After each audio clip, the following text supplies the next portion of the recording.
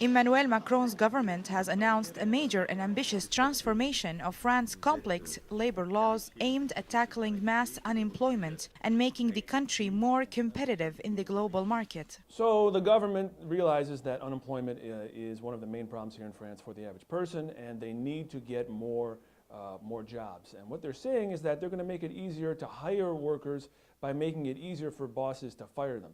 This seems very, very paradoxical, and it certainly is based on neoliberal economics that has been around since the 1980s and which has not worked. We have seen, since then, a complete decrease in the standard of living for the average person and a huge rise in inequality across the Western countries that have embraced this type of idea.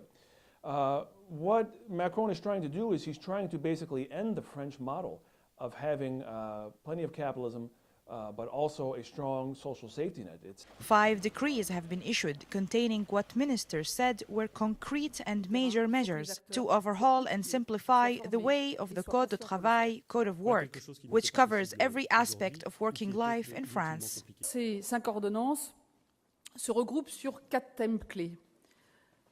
Le premier axe, c'est que pour la première fois, une réforme du Code du travail va donner la priorité aux TPE-PME. Le deuxième, c'est que faire confiance aux entreprises et aux salariés, ça veut dire leur donner la capacité d'anticiper, de s'adapter sur le terrain de façon simple, rapide et sécurisée. Le troisième axe, c'est que ce projet de réforme amène de nouveaux droits et de nouvelles protections pour les salariés dans un contexte du travail qui change.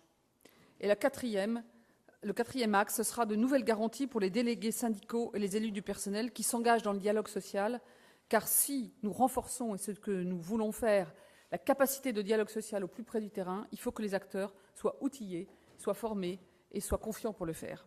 On the other hand, French unions gave a mixed but mostly negative responses to these changes, which will reduce their influences at company level, make it easier for firms and companies to hire and fire, and will end the jobs for life culture that French ministers say is a brake on economic growth.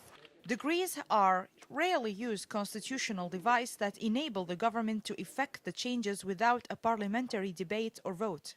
What many people fear is that not only is there going to be not more hiring, but there could be an explosion of firings in a country that already has record high unemployment. And then long term, what's going to happen is it's going to be just like the US, Germany, and the UK since the 1980s. You have this explosion in inequality, and you have this explosion in the poverty rate. And all of these other social indicators that really are more reflective of the well-being and the prosperity of the average person. People love to focus on unemployment, but even the Prime Minister said, and this was very, very telling, I thought, he said that the problem with unemployment is not caused by the labor code. So that should tell you something right there, that the government knows that this is not something that is going to bring down unemployment from 10% to 5% or to 0%.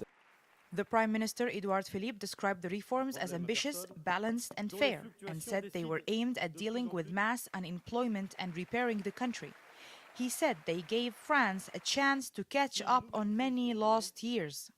Macron said people should not become fixated on the texts and reforms themselves, as these are means to an end. This is Farrah ELHachem reporting for the World Economic Review, Paris.